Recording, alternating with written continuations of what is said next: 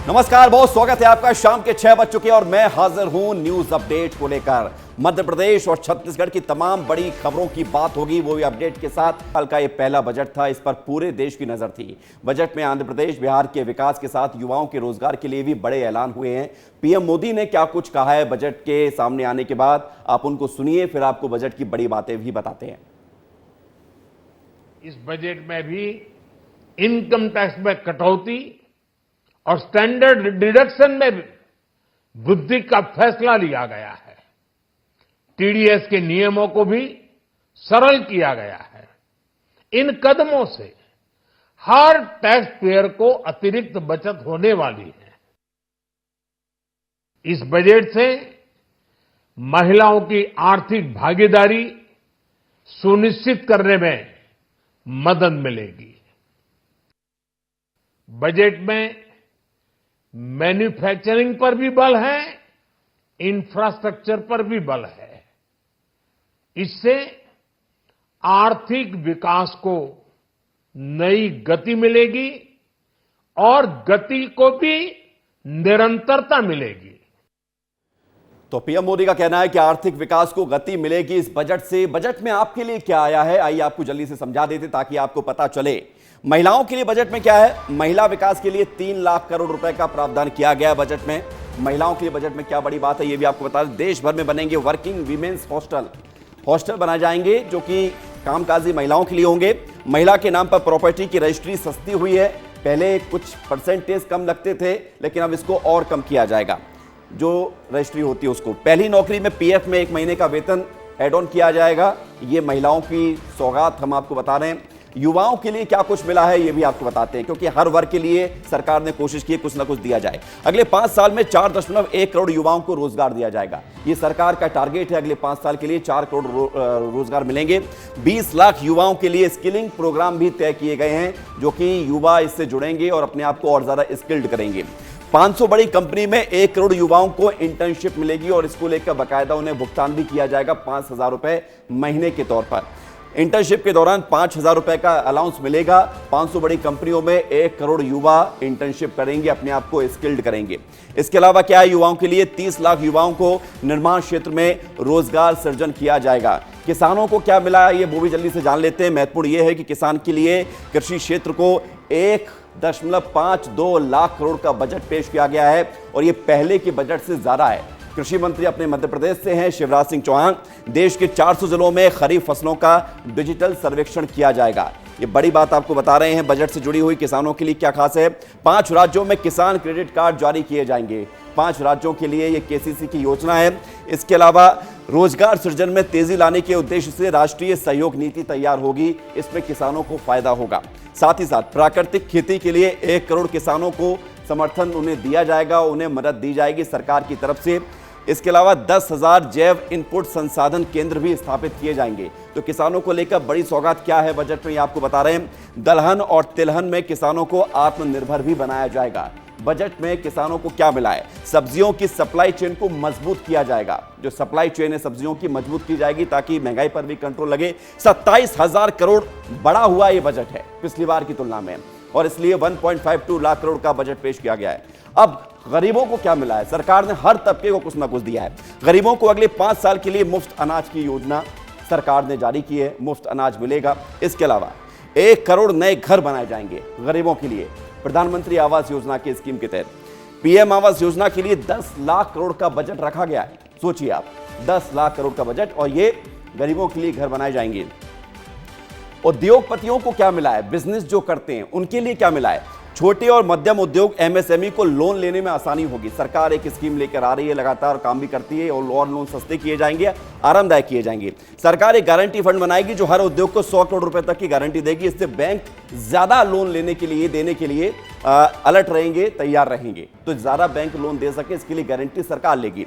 इस योजना से एमएसएमई को लोन लेने में कम जोखिम होगा। ये सरकार उद्योगपतियों के लिए भी कुछ ना कुछ लेकर आई है, और जो लेकर आई है सौगात हम आपको बता रहे हैं। इसके अलावा 100 शहरों में निवेश के लिए प्लग एंड प्ले औद्योगिक पार्कों का निर्माण किया जाएगा। ये बड़ी बात है इस बजट की। 100 शहरों में इस तरह की व्यवस्था होगी।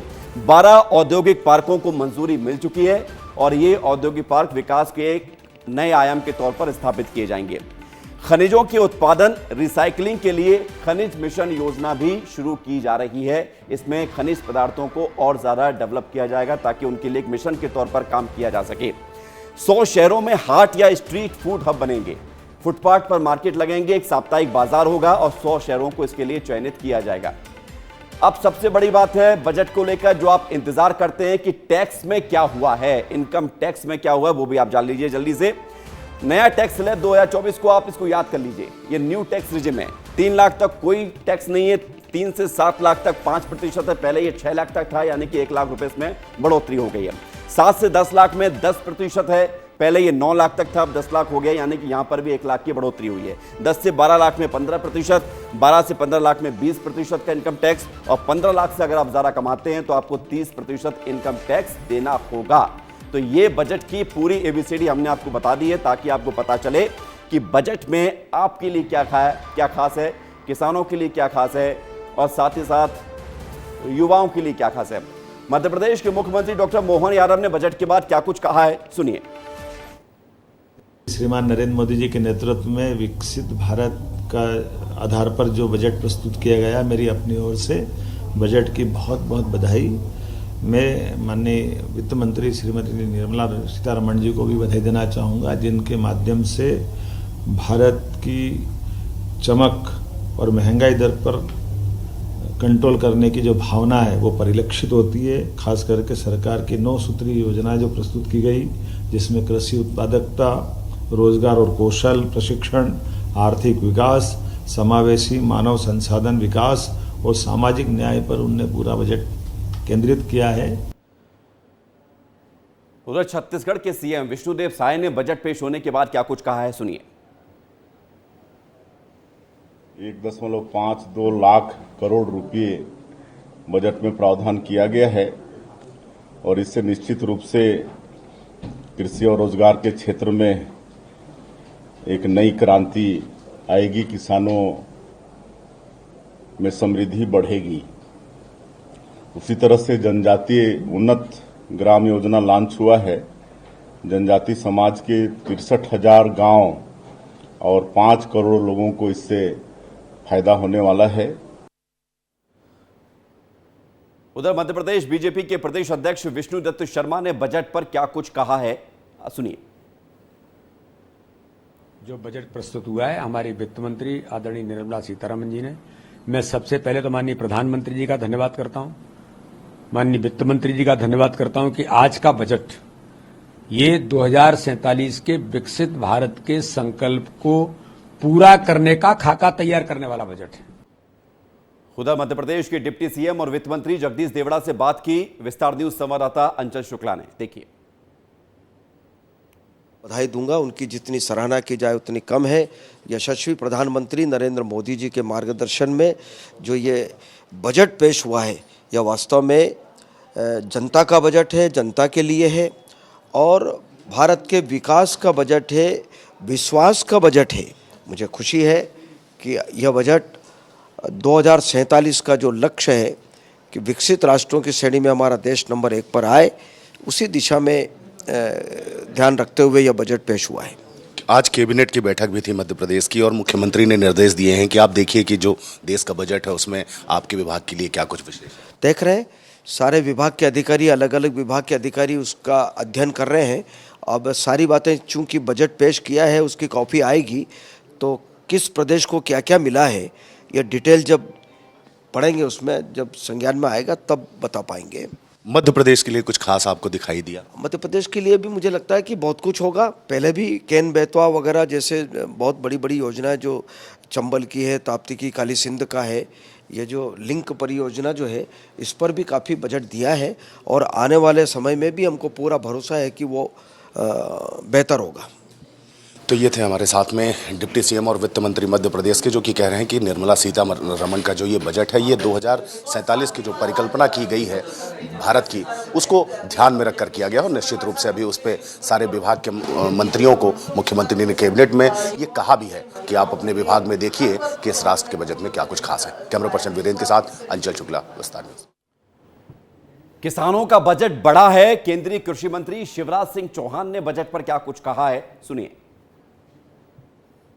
फल, सब्जी और अनाज की 109 नई वैरायटी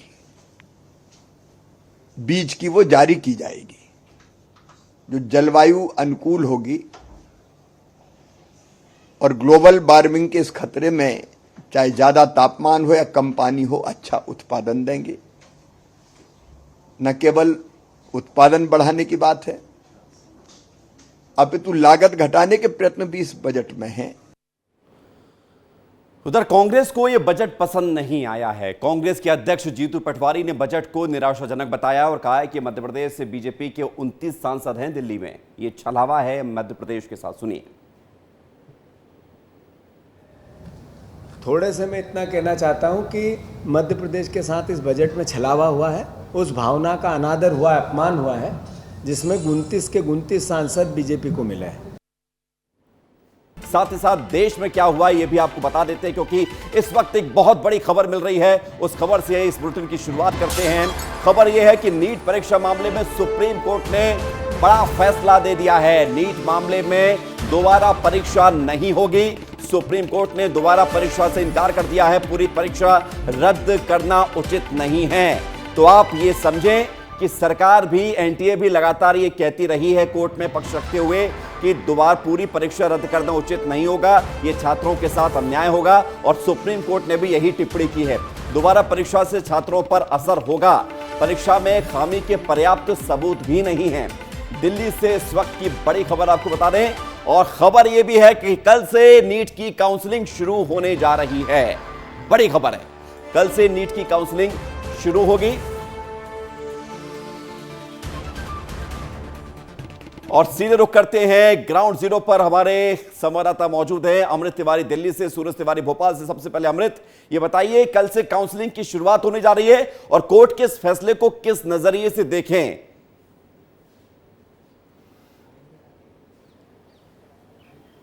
अमृत। विवेक, आज 5वें दिन जब कोर्ट की सुनवाई शुरू हुई तो justice D Y Chandrachud, justice Pardiwala और जस्टिस मनोज मिश्रा की बेंच ने एक अहम फैसला दिया दोनों पक्षों को सुनने के बाद कि नीट परीक्षा दोबारा नहीं कराई जाएगी। इसके पीछे जो सबसे बड़ी वजह है, उनका ये मानना है कि दरअसल ये जो एग्ज़ाम है इसकी सैंक्टिटी बड़े स्तर पर प्रभावित नहीं हुई है। जो एग्ज़ाम है वो एक सीमित क्षेत्र तक है और इसी को जो है आधार मान करके जस्टिस डीवाई चंद्रचूड़ की बेंच ने यह फैसला दिया है कि रीनीट नहीं होगा, जो एग्जाम जो पहले से हुआ पड़ा है वैसे ही होगा। इसके पीछे एक और कारण बताया गया कि अगर मान लीजिए कि इस एग्जाम को दोबारा करा दिया जाता है, जैसा कि याचिकाकर्ताओं के जो वकीलों ने अपनी दलील रखी थी उनके मुताबिक अगर दोबारा करा दिया जाता है तो जो 22 लाख छात्र हैं वो इससे ज्यादा जो है प्रभावित हो जाएंगे। सीबीआई की दलील को यहां पे रखा गया। सीबीआई ने जो अपने स्टेटस रिपोर्ट रखा था, चीफ जस्टिस ने उसको आधार बनाया और कहा कि सीबीआई के मुताबिक 155 छात्र जो हैं जो इस गड़बड़ी का लाभ उठा पाए हैं उनको चिन्हित कर लिया गया है। उन्होंने एक और खास बात कही कि अगर आगे भी कोई इस गड़बड़ी के लाभ में शामिल पाया जाता है तो उसे भी अलग किया जाएगा, लेकिन इसके चलते बाकी छात्रों के भविष्य को असर नहीं डाला जाना चाहिए। आपके पास अमृत लौट रहा हूं, क्योंकि महत्वपूर्ण यह है कि इस फैसले के बाद छात्र क्या सोचते हैं। सूरज तिवारी राजधानी भोपाल से हमारे साथ मौजूद हैं। सूरज, आप कहां पर मौजूद हैं, ये बताइए, क्या आप छात्रों के साथ हैं? अगर हैं तो पूछिए कि सुप्रीम कोर्ट का फैसला वो किस तरह से देखते हैं।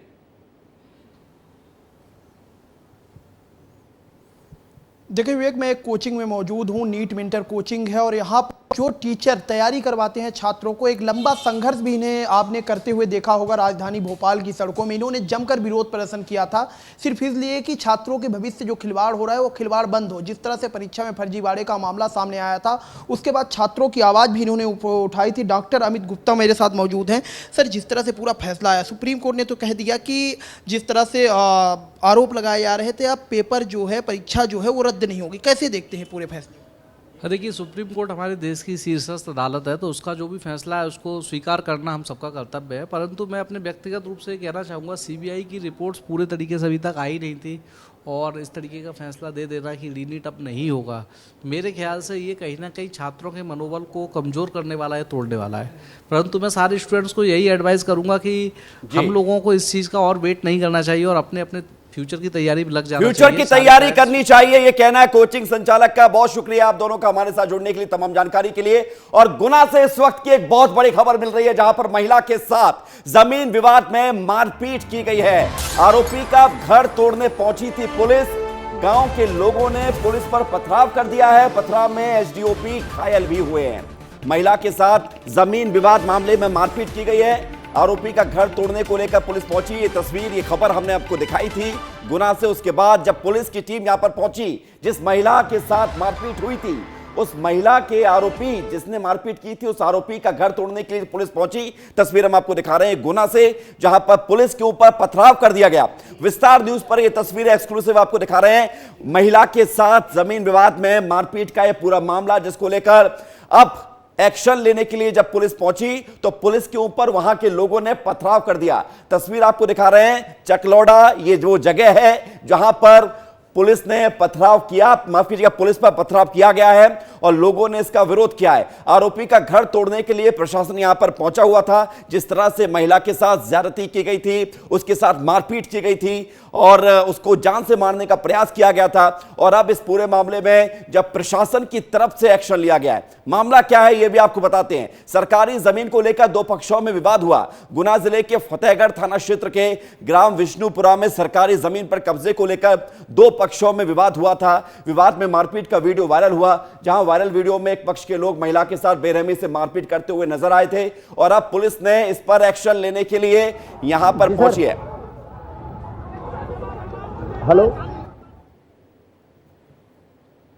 तो आप ये तस्वीर जो देख रहे हैं, ये गुना की तस्वीर है। पुलिस प्रशासन पर पथराव किया गया है, लोगों ने नाराजगी जाहिर की है। पुलिस ने दोनों पक्षों के खिलाफ मामला तो दर्ज किया, लेकिन जब पुलिस यहां पर कार्रवाई करने पहुंची तो पुलिस के ऊपर ही पथराव हो गया। ये देखिए, दो तस्वीर हम आपको दिखा रहे हैं। पुलिस के ऊपर पथराव किया गया है। गुना से तस्वीर आपको दिखा रहे हैं। पुलिस ने आंसू गैस के गोले भी छोड़े हैं। तितर बितर करने के लिए भीड़ को आंसू गैस के गोले छोड़े गए हैं। फायर ब्रिगेड की गाड़ी आपको नजर आ रही है। आंसू गैस के गोले छोड़ने पड़े। आप अंदाजा लगाइए कि वहां पर स्थिति कितनी खराब बन गई। गुना से ये तस्वीर आपको दिखा रहे हैं। गांव के लोगों ने पुलिस पर पथराव किया है, ऐसा कहा जा रहा है।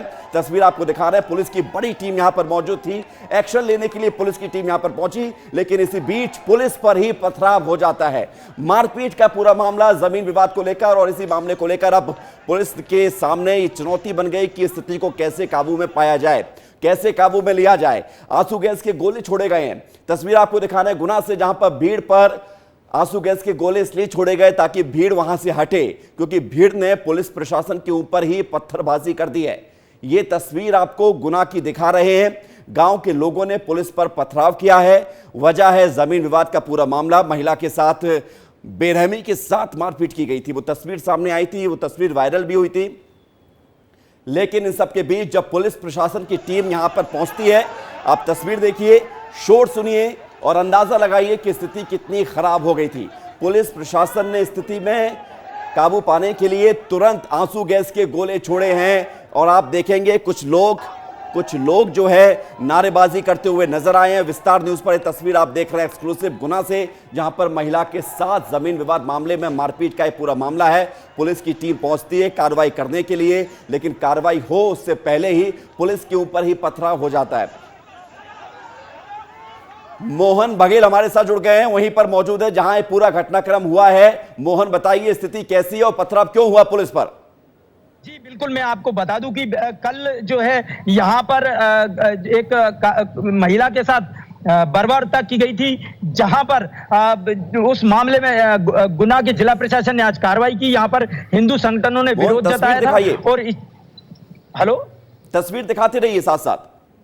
जी मैं आपको दिखाना चाहूंगा, ये जो वज्रवाहन है या पुलिस है, वहां पर पथराव अभी भी हो रहा है। आंसू गैस के गोले छोड़े गए। यहाँ पर एसडीओपी जो है वो घायल हुए हैं, यहाँ पर एसडीएम घायल हुए हैं, और जो फायर ब्रिगेड की गाड़ी आई थी उसको भी फोड़ दिया गया है। तो यहाँ पर गांव वालों ने गुस्साए गांव वालों ने पुलिस प्रशासन पर हमला कर दिया। यहाँ पर तमाम वाहनों में तोड़फोड़ की गई है। और यहाँ पर जो है, मोहन बताइए अभी स्थिति कैसी है? क्या अभी भी वहां पर तोड़फोड़ जैसी स्थिति बनी हुई है या कंट्रोल कर ली गई है?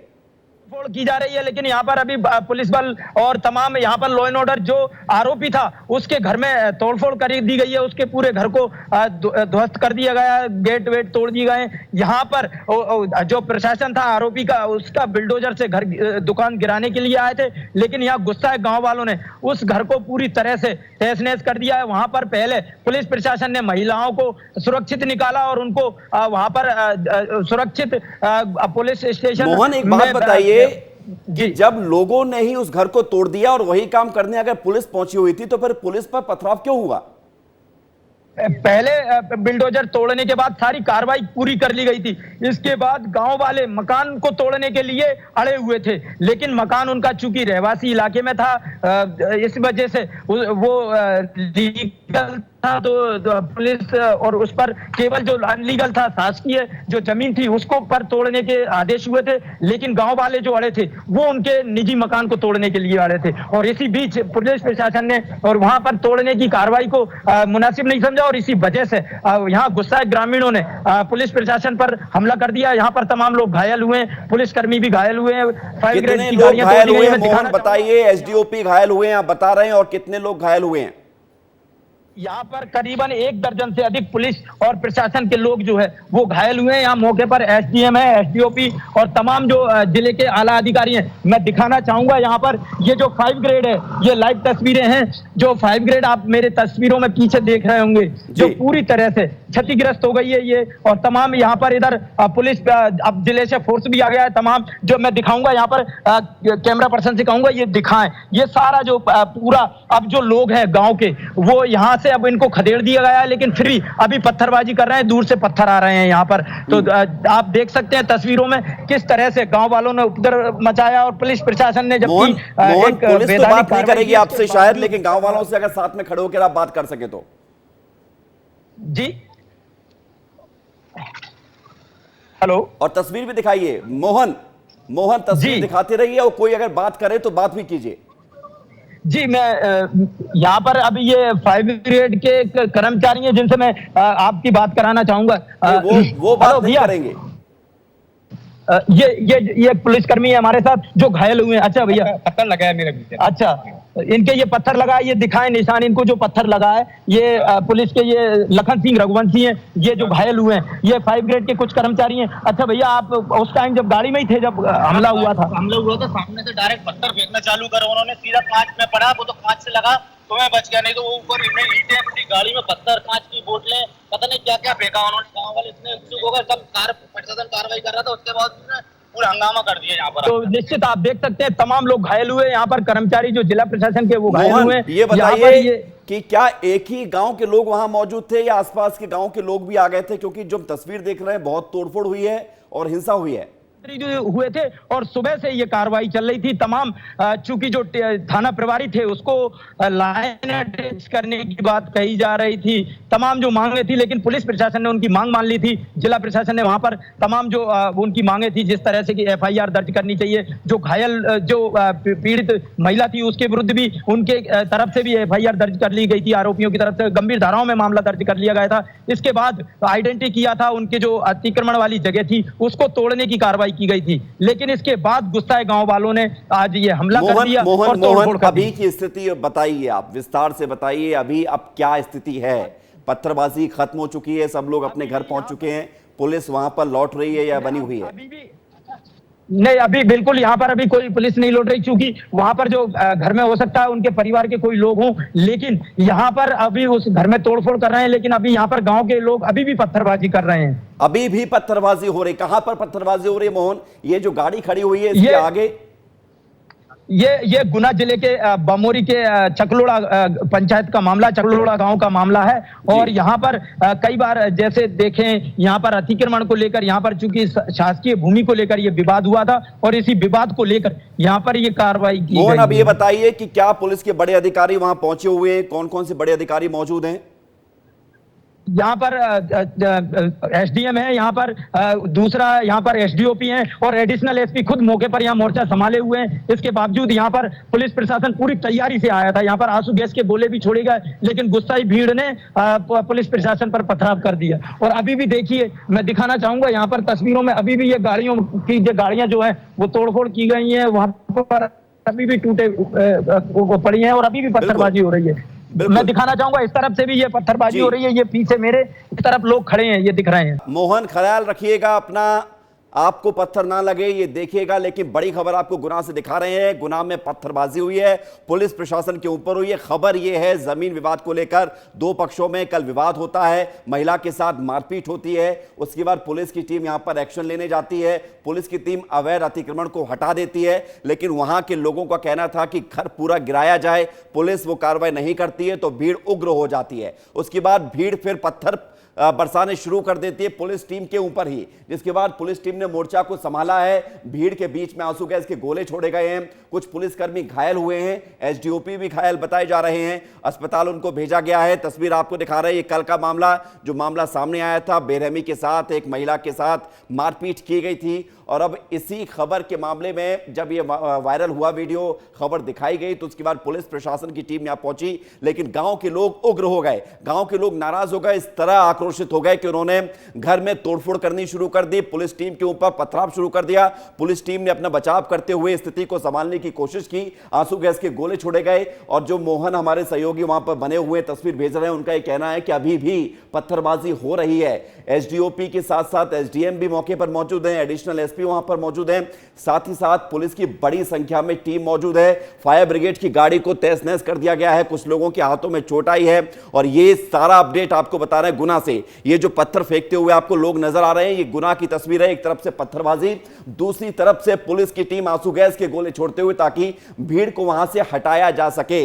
पुलिस की टीम यहां पर पूरी तैयारी के साथ पहुंची थी, लेकिन अंदाजा नहीं था कि इतने बेकाबू हो जाएंगे लोग और पुलिस की टीम पर ही पथराव शुरू कर दिया जाएगा। इस मामले को लेकर तो दोनों पक्षों में शिकायत दर्ज हो भी गई है, लेकिन अभी भी इस तरह की घटना बनी हुई है, इस तरह के हालात बने हुए हैं। और तस्वीर हम आपको लगातार दिखा रहे हैं गुना से, जहां पर पथराव हुआ है, जहां पर पुलिस के ऊपर ही हमला किया गया है, जिसमें पुलिस के कुछ लोग घायल हुए हैं, साथ ही साथ प्रशासन के अधिकारी भी घायल हुए हैं, एसडीओपी भी घायल हुए हैं, ये भी आपको जानकारी दे रहे हैं। और ये तस्वीर आप देखिए, नारेबाजी की गई और ये मांग की गई कि बुलडोजर चलाया जाए, घर को पूरी तरह से तोड़ा जाए। बुलडोजर भी आप खड़ा हुआ देख रहे हैं, ये देखिए तस्वीर, पत्थर फेंकते ये लड़के, ये गांव के लोग, जिन्होंने हाथ में बड़े बड़े पत्थर लेकर पुलिस के ऊपर फेंके। उधर पुलिस ने दूसरी तरफ से आंसू गैस के गोले छोड़े हैं और आंसू गैस के गोले छोड़ने के बाद भीड़ फिर वापस भागी है। लेकिन अभी मोहन हमारे सहयोगी बता रहे हैं कि स्थिति अभी भी कंट्रोल में करने का प्रयास ही किया जा रहा है, क्योंकि अभी भी कुछ लोग हैं जो लगातार पत्थर फेंक रहे हैं। तो गुना में स्थिति खराब हुई है, जमीन विवाद को निपटाने के लिए पुलिस पहुंची हुई थी, पुलिस ने कार्रवाई करते हुए अवैध अतिक्रमण को हटाया, लेकिन अभी भी स्थिति खराब बनी हुई है।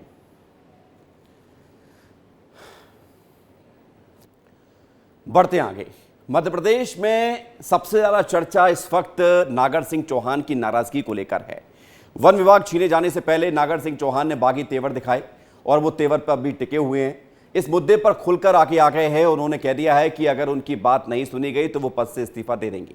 इस बीच उन्होंने एक वीडियो जारी किया है जिसमें वो अपने आप को विधायक कह के संबोधित कर रहे हैं। शहीद चंद्रशेखर आजाद की जयंती के मौके पर खुद को विधायक कहकर वो संबोधित करते हुए नजर आए, जिसके बाद अब ये वीडियो राजनीति जगत में चर्चा का विषय बन गया है। सुनिए। पा रहा हूं, मुझे खेद है और मैं इस अवसर पर इस देश के युवाओं से अपील करता हूं कि हम सब लोग अमर शहीद चंद्रशेखर आजाद से प्रेरणा लेके इस भारत मां की सेवा में सदैव हमारा जीवन अर्पित करें। अमर शहीद चंद्रशेखर आजाद जी का जन्म जयंती है और इस अवसर पर मैं पहली बार भारत माता के वीर सपूत चंद्रशेखर आजाद की धरती को नमन करने के लिए नहीं आ पा रहा हूं, मुझे खेद है और मैं इस अवसर पर इस देश के युवाओं से अपील करता हूं कि हम सब लोग अमर शहीद चंद्रशेखर आजाद से प्रेरणा लेके इस भारत मां की सेवा में सदैव।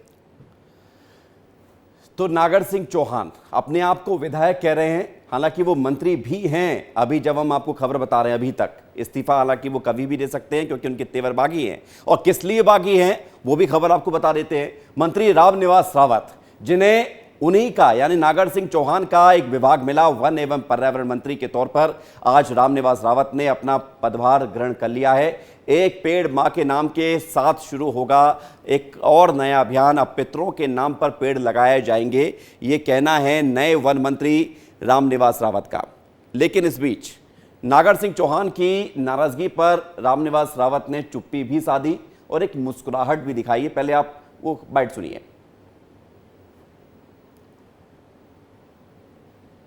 तो रामनिवास रावत, जिन्हें वन एवं पर्यावरण मंत्री बनाया गया है, और खास बात यह है कि रामनिवास रावत ने जब उनसे पूछा गया तो वो मुस्कुराते हुए नजर आए हैं।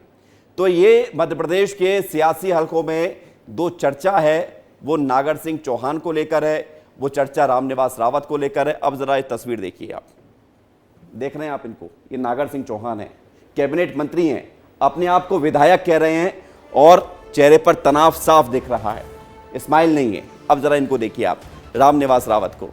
इनसे जब पूछा गया कि आप क्या कहेंगे नागर सिंह चौहान की नाराजगी को लेकर, तो आप देखेंगे कि ये मुस्कुराहट है। तो एक तरफ खींच है, तीखे तेवर हैं, दूसरी तरफ मुस्कुराहट है। दोनों मंत्री हैं मध्य प्रदेश सरकार में और चर्चा है। रामनिवास रावत के चेहरे पर स्माइल आ गई, मुस्कुराहट आ गई जब उनसे पूछा गया कि आप नागर सिंह चौहान के बारे में क्या कहेंगे।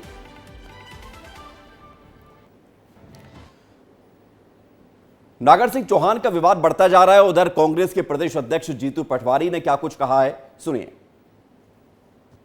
नागर सिंह चौहान जी के साथ ये व्यवहार आदिवासियों के अपमान का हिस्सा है। उन आदिवासियों के साथ जिन्होंने इनको भरपूर समर्थन दिया, वो चाहे बैकलॉग के पद हो, चाहे आदिवासी बहनों पर अत्याचार हो, चाहे किसी भी प्रकार का आदिवासी क्षेत्र के छात्रवृत्ति का घोटाले हो या उनकी पूर्णता नहीं हो, चाहे आदिवासी जो बजट है उसकी कमी हो, सब तरीके से आदिवासियों को बार बार एक तरह से ये बताया जाता है कि आप दोयम दर्जे से आपके साथ व्यवहार होगा। तो आदिवासियों को लेकर सरकार के कामकाज पर सवाल उठाते हुए नजर आ रहे हैं जीतू पटवारी। यहां पर रोकें छोटे से ब्रेक के लिए। ब्रेक के बाद आपको दिखाएंगे छत्तीसगढ़ की तमाम बड़ी खबरें, वो भी अपडेट के साथ।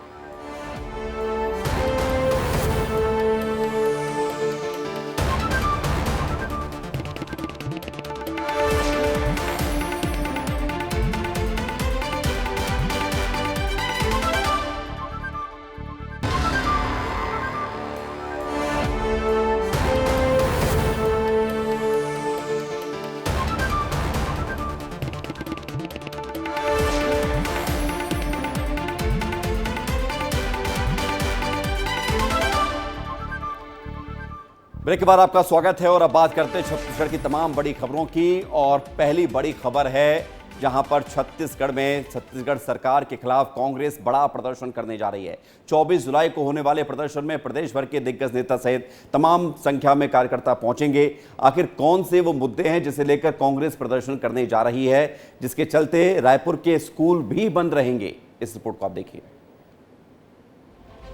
विधानसभा और लोकसभा में बड़ी हार के बाद कांग्रेस विधानसभा घेराव करने जा रही है। पीसीसी चीफ दीपक बैज के नेतृत्व में अब तक का ये सबसे बड़ा प्रदर्शन माना जा रहा है। नगरीय निकाय चुनाव के ठीक पहले कांग्रेस सरकार के खिलाफ हल्ला बोल प्रदर्शन कर कार्यकर्ताओं को रिचार्ज करना चाहती है। कौन कौन से मुद्दे हैं जिसे लेकर कांग्रेस प्रदर्शन करने वाली है, जानिए विस्तार से। नगरीय निकाय चुनाव के पहले कांग्रेस का बड़ा प्रदर्शन। 24 जुलाई को कांग्रेस पार्टी विधानसभा का करेगी घेराव। प्रदेश भर से कार्यकर्ता बड़ी संख्या में होंगे शामिल। कानून व्यवस्था और बिजली कटौती को लेकर होगा प्रदर्शन। प्रदर्शन कर कार्यकर्ताओं को रिचार्ज करेगी कांग्रेस।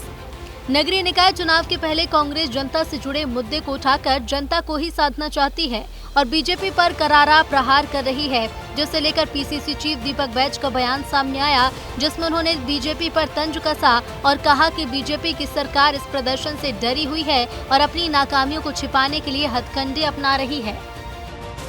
इस विधानसभा घेराव के लिए पूरे प्रदेश भर से, हमारे हर ब्लॉकों से हमारे कांग्रेस के कार्यकर्ता शामिल हो रहे हैं और हमारा घेराव शांतिपूर्वक रहेगा, बिगड़ती कानून व्यवस्था और लचर कानून व्यवस्था को लेकर।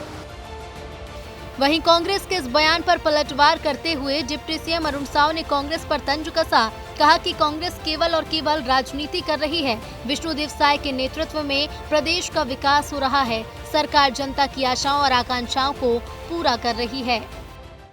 देखिए, कांग्रेस पार्टी केवल और केवल राजनीति कर रही है। आज छत्तीसगढ़ की सरकार विष्णुदेव साय जी के नेतृत्व में छत्तीसगढ़ के आम जनता की इच्छा और आकांक्षाओं को पूरा करने का काम कर रही है। प्रदर्शन को लेकर कांग्रेस पार्टी की तैयारी भी दिखा दी और इस प्रदर्शन पर बीजेपी क्या कह रही है उसे भी दिखा दिया, लेकिन अब प्रशासन की क्या तैयारी है वो भी हम आपको दिखाते हैं। पुलिस विधानसभा घेराव में भारी संख्या में जवानों की मुस्तैदी करने वाली है। 24 जुलाई को लगभग 1000 पुलिस जवान घेराव के दौरान तैनात रहेंगे। साथ ही अलग अलग जिलों से जवानों को भी बुलाया जाएगा। इसके अलावा जिस रूट से कांग्रेस के नेता और कार्यकर्ता घेराव करने पहुंचेंगे, उस रूट में कई तरह के स्कूल भी पढ़ते हैं और इसीलिए उन स्कूलों को भी बंद करवाया जाएगा। कांग्रेस पार्टी कल विधानसभा घेराव करने जा रही है और घेराव के लिए बड़ी तैयारी प्रशासन ने कर रखी है। उसकी तस्वीर मैं आपको दिखाता हूँ। ये देखिए विधानसभा का रोड है, उसके पहले किस तरीके से बड़े बड़े जो है लकड़ियों को गाड़ा जा रहा है ताकि ये बैरिकेड 15 जगहों पर लगाई जाएगी और 15 जगहों पर अलग अलग तरीके से इसी तरीके से चाक चौबंद व्यवस्था किया गया है। कल जो है कांग्रेस पार्टी का एक दिवसीय विधानसभा घेराव करने का कार्यक्रम के संबंध में जानकारी प्राप्त हुआ है। इसके लिए जो पार्टी से संबंधित जो पदाधिकारीगण हैं उनसे बातचीत किया गया है, जिसमें उन्होंने लोग जो मंडी गेट है पुराना मुआ एरिया में लोधीपारा चौक में एकत्रित होकर के आम सभा करने के बाद फिर घेराव के लिए निकलने के संबंध में जानकारी दिए हैं। नगरीय निकाय चुनाव के पहले कांग्रेस जनता से जुड़े मुद्दे उठाकर प्रदेश की जनता को साधना चाहती है। इसके अलावा इस प्रदर्शन के माध्यम से कार्यकर्ताओं को रिचार्ज करने का प्रयास भी करेगी। अब देखना होगा कि जनता से जुड़े मुद्दे उठाकर कांग्रेस कितना जनता को साध पाएगी। विस्तार न्यूज के लिए रायपुर से खोमन साहू की रिपोर्ट। अगली खबर है बलरामपुर से, जहां पर वन माफिया के हौसले बुलंद है। यहां हरे भरे जंगलों को उजाड़कर कीमती इमारती लकड़ियों की तस्करी तो की ही जा रही है, वन भूमि पर कब्जा करने वाले गिरोह के हौसले भी बुलंद नजर आ रहे हैं। राजपुर फॉरेस्ट रेंज में करीब 24 से ज्यादा साल के पेड़ों को रातों रात काट दिया गया। वन विभाग अब इस मामले में पेड़ों की कटाई करने वाले आरोपियों की तलाश में है। 2 बजे रात में इस घटना को अंजाम दिए हैं और काफ़ी समूह में थे, ऐसा लगता है। लगभग 1 घंटा ही वहाँ वो लोग पेड़ की कटाई किए हैं और सारा पेड़ छोड़ के जैसे वन विभाग को सूचना मिला, वन विभाग मौके पर पहुंचा तो वो लोग वहाँ से भाग खड़े हुए। लकड़ी वहाँ से नहीं लगे हैं वो लोग 24 नग पेड़ को काट के छोड़ दिए थे। बढ़ते आगे, मैनपुर गरियाबंद नेशनल हाईवे मार्ग पर अज्ञात वाहन ने 8 मवेशियों को बुरी तरह से रौंद दिया, जिसमें 7 मवेशियों की मौके पर ही मौत हो गई। वहीं एक मवेशी गंभीर रूप से घायल हो गया है, जिसकी सूचना मिलते ही पुलिस मौके पर पहुंची और जांच शुरू की। बलरामपुर में हाथियों ने एक बार फिर से उत्पात मचाया है। हाथी ने ग्रामीण के सिर को कुचल के मौत के घाट उतार दिया। देर रात गांव वापसी के दौरान ग्रामीण का सामना हाथी से हुआ। एक व्यक्ति की मौत से ग्रामीणों ने वन विभाग पर लापरवाही का आरोप लगाया। मामले की सूचना मिलते ही वन विभाग की टीम मौके पर पहुंची और जांच में जुट गई। घटना रामानुजगंज वन परिक्षेत्र के बगरा गांव की है। छत्तीसगढ़ विधानसभा के मॉनसून सत्र का आज दूसरा दिन था। सदन में कांग्रेस विधायक कवासी लखमा के सवाल पर मंत्री अरुण साव और पूर्व सीएम भूपेश बघेल आमने सामने आ गए। कवासी लखमा ने कोटा और सुकमा के निर्माण कार्यों पर सवाल पूछा। इस पर साव ने कहा कि विष्णुदेव साय सरकार पूरे बस्तर के विकास के लिए प्रतिबद्ध है। वहीं भूपेश बघेल ने बीजेपी पर जमकर तंज कसा।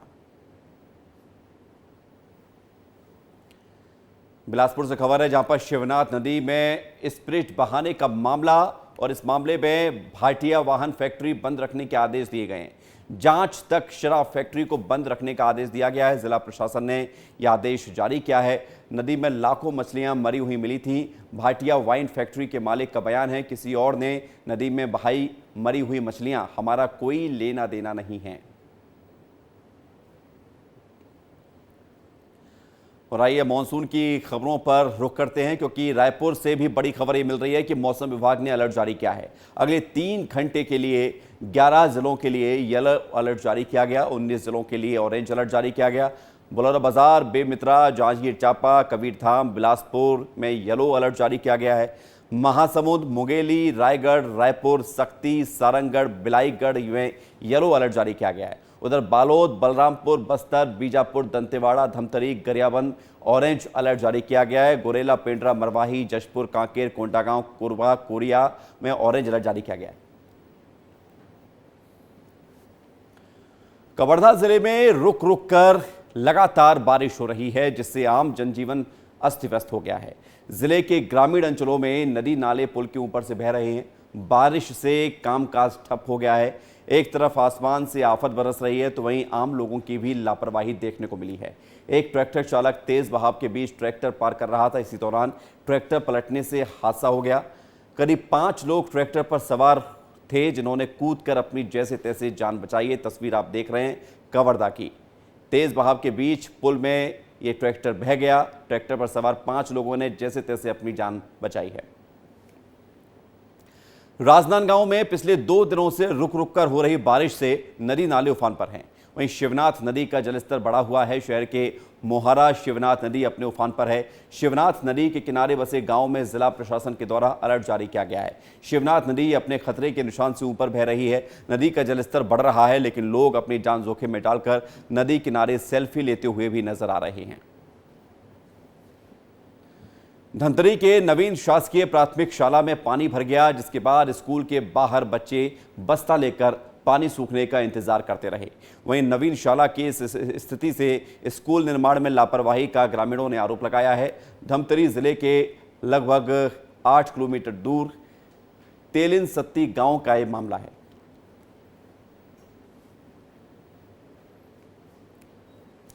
बलौदाबाजार में आगजनी और हिंसा मामले में कोतवाली पुलिस के द्वारा 3 बार नोटिस जारी किया गया। नोटिस के बाद भिलाई नगर विधायक देवेंद्र यादव अपना बयान दर्ज कराने कोतवाली थाना पहुंचे। इस दौरान विधायक यादव ने आगजनी मामले में अपनी भूमिका को लेकर पुलिस के पास बयान दर्ज कराया। इधर बलौदाबाजार पुलिस ने विधायक यादव से हिंसा और आगजनी मामले में 100 से ज्यादा सवाल पूछे हैं, जिसमें यादव विधायक ने अपना बयान सिटी कोतवाली में एएसपी, एसडीओपी और टीआई के सामने दर्ज कराया है। आज दिनांक को विधानसभा सत्र के दौरान, सत्र के बाद वो बलौदाबाजार आए और कोतवाली थाना में उनसे पूछताछ की गई। इसमें लगभग 100 के आसपास सवाल पूछे गए उनसे, और कुल जो क्वेश्चन थे वो 1 घंटा 20 मिनट 25 मिनट के आसपास उनसे पूछा गया। उन्होंने आंसर दिया उसका, और काफ़ी सवाल थे जो हम लोग के पास उसका उत्तर नहीं था, जो उसका उत्तर उन्हीं के पास था। उनसे पूछा गया और उन्होंने उसके जवाब दिए। जिस तरीके से पहले भी हमने कहा था कि बलौदाबाजार की जो घटना है, इस पूरी घटना में उच्च स्तरीय सही तरीके से जांच होनी चाहिए, सूक्ष्म जांच होनी चाहिए और इस पे स्पष्टता आनी चाहिए। और सुकमा से इस वक्त की एक बड़ी खबर मिल रही है, बड़ी जानकारी आपको दे रहे थे। 2 नक्सलियों ने आत्मसमर्पण किया है। सुकमा से खबर है, सरकार की नीति से प्रेरित होकर सरेंडर किया गया है। कई नक्सली वारदातों में शामिल थे ये नक्सली। छत्तीसगढ़ शासन की नक्सलवाद उन्मूलन एवं पुनर्वास नीति नियत नेला नार से प्रभावित होकर दोनों ने आत्मसमर्पण किया है। नक्सलियों को आत्मसमर्पण हेतु प्रोत्साहित कराने कोंटा थाना स्टाफ का विशेष प्रयास रहा है। दोनों आत्मसमर्पित नक्सली प्रतिबंधित नक्सल में जुड़कर विभिन्न नक्सली गतिविधियों में शामिल भी रहे हैं। 2 नक्सलियों ने आत्मसमर्पण किया है। सुकमा से बड़ी खबर आपको बता रहे हैं। शहनवाज खान हमारे साथ जुड़ गए हैं जरा जानकारी के लिए। शहनवाज, बताइए दोनों नक्सलियों का बैकग्राउंड और कितनी बड़ी ये सफलता देखी जाए। जी विवेक, बिल्कुल बता दें, जो है लगातार सुकमा पुलिस को लगातार जो है सफलताएं मिलती नजर आ रही है, क्योंकि हमने सुबह भी जब खबर चलाया तो उसमें हमने देखा कि कैसे ये गोलापल्ली थाना क्षेत्र में जो नक्सलियों का जो स्मारक है उसको कैसे जवान ध्वस्त कर रहे हैं। उसके बाद अभी जो खबर निकल कर आया है कि 2 नक्सली जो है वो आत्मसमर्पण किए हैं, जिसमें एक नक्सली है माड़वी जोगा, जो DKMS का उपाध्यक्ष रह चुका है और उसके कई सारे मामले में वो अपराधी भी रह चुका है, क्योंकि जो वो है जो माड़वी जोगा है वो कोराचगुड़ा का रहने वाला है। और दूसरा जो नक्सली है सलवम पुल्ला, ये भी DKMS का सदस्य रह चुका है। और ये दोनों जो है पाला मड़गू क्षेत्र में जो बड़ी बड़ी घटनाओं को अंजाम दिया करते थे, जब नक्सलियों का जो खोखली विचारधारा है उनकी, बिल्कुल ये बड़ी सफलता के तौर पर इसे देखा जा रहा है शहनवाज, और दोनों नक्सलियों ने सरेंडर किया है। शुक्रिया आपका हमारे साथ जुड़ने के लिए, तमाम जानकारी के लिए। रायपुर में एक सराफा कारोबारी से 1.25 लाख रुपए की ठगी का मामला सामने आया है, जहां एक महिला पुराने जेवर के बदले एक जेवर खरीदने आई थी, जिसे कारोबारी रख तो लिया उस जेवर को, लेकिन पुराने जेवर की कीमत से ज्यादा की चैन को लेकर फरार हो गई। जिसके बाद कारोबारी ने महिला आरोपी की पुलिस से शिकायत की। CCTV कैमरे के आधार पर पुलिस मामले की जांच में जुटी हुई है। जांजगीर चांपा के अकलतरा रेलवे स्टेशन में उस वक्त बड़ी घटना टल गई जब उत्कल एक्सप्रेस ट्रेन में चढ़ते वक्त 2 लोग बाल बाल बचे। पूरा मामला स्टेशन परिसर में लगे CCTV में कैद हो गया। ड्यूटी में तैनात आरक्षक की सजगता से बड़ा हादसा टल गया, नहीं तो जान जा सकती थी। अकलतरा का ये स्टेशन है। आमतौर पर कई ऐसी तस्वीरें सामने आती हैं, गेट पर यात्रियों की भीड़ होने के चलते चलती हुई ट्रेन से ही यात्री उतरते चढ़ने की कोशिश करते हैं, तभी इस तरह की घटना होती। तस्वीर आप देख रहे हैं, बाल बाल बचे हैं दोनों, नहीं तो ट्रेन की चपेट में आते कुछ भी बड़ा हादसा हो सकता था। महिला भी बाल बाल बची है। आरक्षक DK साहू ने तत्परता दिखाई और दोनों को ट्रेन की चपेट में आने से रोक दिया। जशपुर जिले से खबर है, जहां पर दंतैल हाथियों का उत्पात जारी है। 2 दंतैल हाथियों ने 6 मकान को जमींदोज किया, घर में रखे अनाज को भी खराब कर दिया, जिसके बाद से ग्रामीणों में दहशत है। वन अमला हाथियों के मूवमेंट पर नजर बनाए हुए है। पत्थरगांव वन परिक्षेत्र के बालाझार की ये घटना बताई जा रही है।